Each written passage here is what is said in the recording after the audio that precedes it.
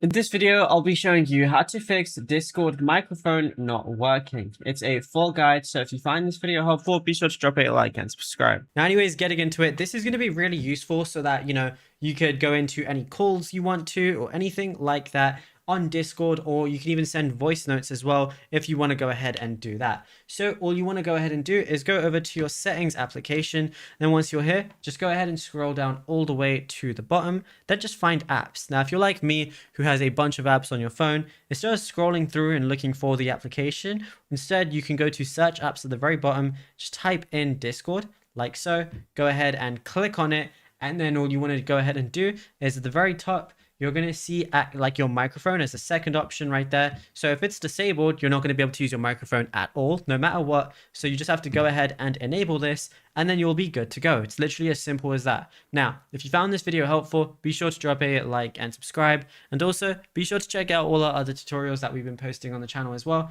because there is a lot to go through and you might find something you didn't know about yet.